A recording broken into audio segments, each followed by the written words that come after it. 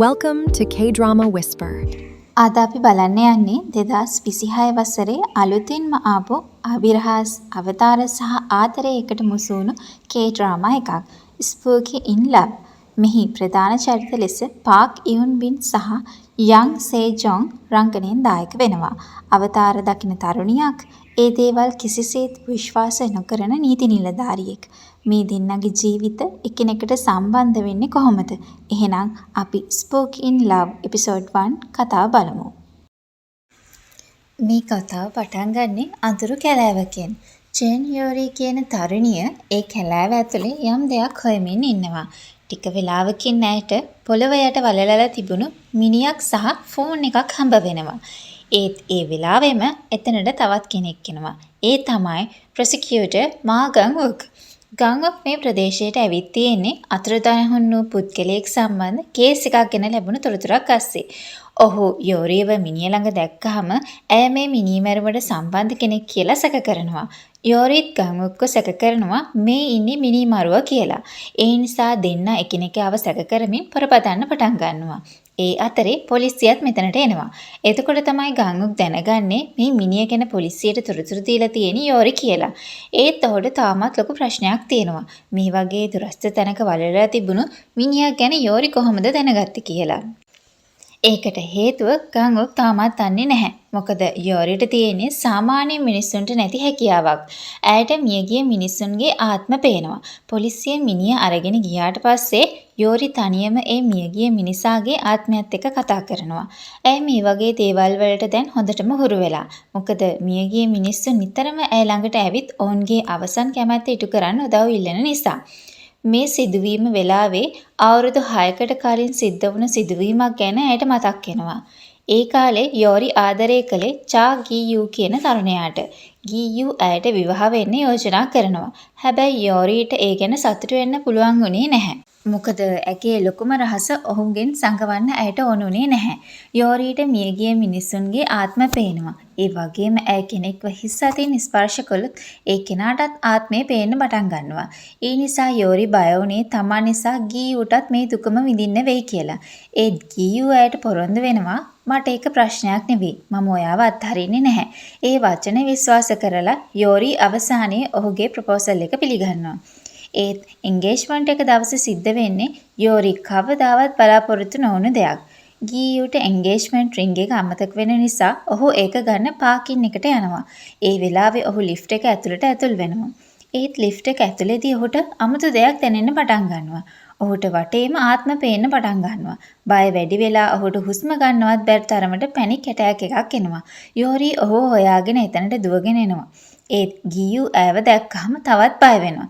ඔහුට තේරෙනවා යෝරි මෙච්චර කාලයක් කියපු දේවල් ඇත්ත කියලා. ඇය වටේ ඇත්තටම ආත්ම ඉන්නවා. අවසානයේ ගී-යූ යෝරිට කියනවා මට ඔයාව විවාහ කරගන්න බෑ. මට සමා වෙන්න. ඒ වචන යෝරිගේ හිත සම්පූර්ණයෙන්ම කඩා දානවා.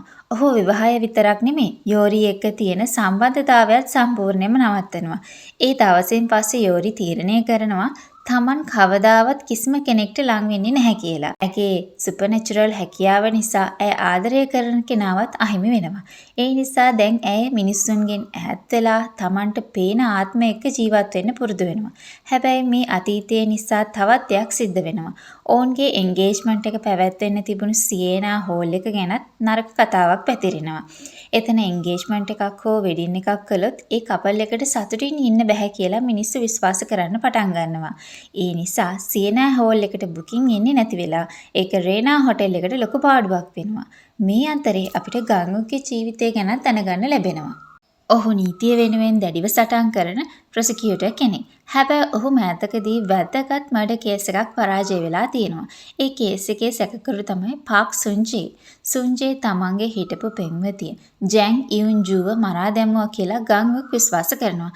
නමුත් ප්‍රශ්නේ තමයි මිනිහක්වත් මර්ඩර් වෙපන් එකක්වත් හමු වෙලා නැති නිසා. ඒ නිසා සුන්ජේව වැරදිකරු කියලා ඔප්පු කරන්න ප්‍රමාණවත් සාක්ෂි ගංගුක්ට නැහැ. අවසානයේ සුන්ජේ නිදහස් වෙනවා.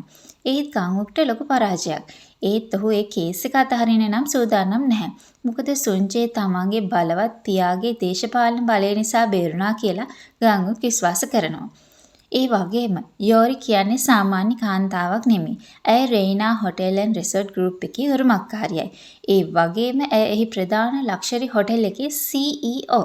පිටතින් බලනකොට ඇයට සල්ලි, බලය, සාර්ථකත්වය හැම දෙයක්ම තියෙනවා. නමුත් ඇගේ පෞද්ගලික ජීවිතය නම් සම්පූර්ණයෙන්ම වෙනස්. යෝරි හැම වෙලාවෙම ග්ලව්ස් දාගෙන තමයි ඉන්නේ. මිනිස්සු හිතන්නේ ඇය ඉතා අහංකාර නපුරු කෙනෙක් කියලා.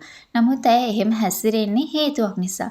ඇගේ හිස් අතින් කෙනෙක්ව ස්පර්ශ කළොත් ඒ පුද්ගලයාටත් ආත්ම පේන්න පටන් ගන්න නිසා. ඒ නිසා යේරු කිසිම කෙනෙක්ට ලං වෙන්න බයයි. ඒ අතරේ පාක් සියුන්ජේ ගැන තවත් වැදගත් දෙයක් හෙළි වෙනවා. ඔහු යෝරිගේ කසින් වන හාරි සමග විවාහ වෙන්න සූදානම් වෙනවා. හාරිට සොන්ජේ නිර්දෝෂී කෙනෙක් කියලා විශ්වාසයි.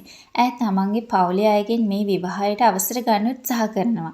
ඒත් යෝරි නම් සොන්ජේ ගැන හොඳින් හිතන්නේ නැහැ. ඇය ඔහු ගැන සැක කරනවා. ඔහු හොඳ මිනිහෙක් නොවන බවත්, ඔහුට වෙනත් කාන්තාවන් සමග සම්බන්ධතා තියෙන බවත් යෝරි කියනවා. ඒ නිසා යෝරිගේ පවුලේ ඇයත් අතර මතභේදයක් ඇති වෙනවා. ඊළඟට යෝරියට තවත් ආත්මයක් මුණ ගැහෙනවා. මේ ආත්මයට අවශ්‍ය වෙන්නේ තමන්ව මරා දැමූ මිනිස්සු ගැන හෙළි කරගන්න. යෝරි ඔහුට උදව් කරන්න තීරණය කරනවා. මේ වෙලාවෙම ගංගුක් ෂොප් එකට ඇතුල් වෙනවා. ඒ වෙලාවේ ඒ ෂොප් එකට ආපු දෙන්නෙක් ගැන ඔහුට සැක හිතෙන්න ගන්නවා. ඔහු ඒ දෙන්නා ගැන බලන්න එළියට එනකොට අපරාධකාරයෝ දෙන්න යෝරිගේ කාර් එක හප්පලා පැනලා යන්න හදනවා. ඒ වෙලාවේ තවත් ගෑනු ළමෙක් හැප්පෙන්න යනකොට ගංගුක් එයාව බේර ගන්නවා. මේ වෙලාවේ යෝරි ඔවුන් පසුපස යන සූදානම් වෙනකොට ගංගුක් එකපාරටම ඇගේ කාර් එකට නැගලා ඈත් එක්ක යනවා. යෝරිට ඔහු ගැන කිසිම දෙයක් තේරෙන්නේ නැහැ. ඒත් ගංගුක්ට අවශ්‍ය වෙන්නේ ඒ මිනිස්සුන් අල්ලගන්න. ඒ නිසා දෙන්න එකටම ඔවුන් පසුපස යනවා. මේ සිද්ධිය අතර වෙන්නේ හරිම අමුතු දෙයක්. යෝරිට කාර් එකේ පිටිපසින් කෙනෙක් උපදෙස් දෙනවා. ගංගුක්ට නම් මෙතන කවුරුත් පේන්නේ නැහැ. මොකද යෝරිට ඩිරෙක්ෂන් දෙන්නේ මියගේ මිනිසාගේ ආත්මය නිසා. යෝරිට ඒ ආත්මය කියන විදිහට කාර් එක පදවගෙන යනවා. අවසානයේ ඔවුන් පැන යන මිනිසුන්ව අල්ල ගන්නවා. ගංගුක් ඔවුන්ව නවත්තනවා. යෝරි කියනවා ට්‍රංක් එක ඇතුලේ තියෙන එක බලන්න කියලා. ඊට පස්සේ ඔවුන් කාර් එක පරීක්ෂා කරනකොට ට්‍රංක් එක ඇතුලේ තිබිලා මිනිසෙකුගේ මිනිහක් හම්බ වෙනවා. ගංගුක් සම්පූර්ණයෙන්ම පුදුම වෙනවා. මොකද මේ මිනිහ තියෙන බව යෝරි කලින්ම දැනගෙන හිටියේ කොහොමද කියලා. ඇය මේ දේවල් දන්නේ කොහොමද කියන ප්‍රශ්නේ ගංගුක්ගේ හිතේ තවත් ලොකු ප්‍රශ්නයක් වෙනවා. අසරණ ටැක්සි ඩ්‍රයිවර් කෙනෙක් තමයි මේ විදිහට මරලා දාලා තිබුණේ. යෝරිගේ උදව්ව ඇතුව ඒ ආත්මයට සැනසීමෙන් යන්න පුළුවන් කමක් ලැබෙනවා. ඊළඟ දවසේ ගංගුක් මේ කේස් එක ගැන තවදුරටත් පරීක්ෂණය කරනවා. ඔහුට CCTV ෆුටේජ් එකක් හම්බ වෙනවා. මිනිහ ගැන පොලිසියට නිර්නාමික තොරතුරු දුන්න කෙනා කවුද කියලා ඔහු හොයනවා. එතකොට ඔහුට වැදගත් ක්ලූ එකක් හම්බ වෙනවා. ඒ තමයි ඒ පුද්ගලයාගේ සපත්තු. ගංගුක් ඒ සපත්තු දිහා බලාගෙන ඉන්නකොට ඒවා කලින් දැකලා තියෙනවා වගේ ඔහුට මතක් වෙනවා. ඒ සපත්තු ඉතාමත් මිල අධික සහ දුර්ලභ ඒවා. පරීක්ෂා කරලා බලද්දී ඒ මොඩල් එකේ සපත්තු තියෙන රටේ ඉතාම සුළු පිරිසකට විතරයි. ඒ අතර එක්කෙනෙක් තමයි චෙන් යෝරි. දැන් ගංගුක්ට තේරෙනවා තමන් කැලෑවේදී හමුණු අමුතු කාන්තාව සහ මේ නිර්නාමික තොරතුරු දුන්න එක අතර සම්බන්ධයක් තියෙන බව. ඒ නිසා ඔහු යේරීව හොයාගෙන රෙයිනා හොටෙල් එකට යනවා. හැබැයි යෝරීව හම් වෙන්න ඔහුට ලේසි වෙන්නේ නැහැ. ඔහු හොටෙල් එකට ඇතුළු වෙලා ඇයව හොයනවා. අවසානයේ ඔහු යෝරීව දකිනවා. යෝරීත් ඔහුව දැකලා වහාම එතනින් යන්න උත්සාහ කරනවා. ගංගුක් ඇය පසුපස යනවා. යෝරි ඔහුගෙන් බේරෙන්න හොටෙල් ස්ටාෆ් ලොකර් රූම් එකට යනවා. ගංගුකුත් ඇය පසුපසින් යනවා. ඒත් ස්ටාෆ් මෙම්බර්ස්ලා එන නිසා ඔහුට සැඟවෙන්න සිදු වෙනවා.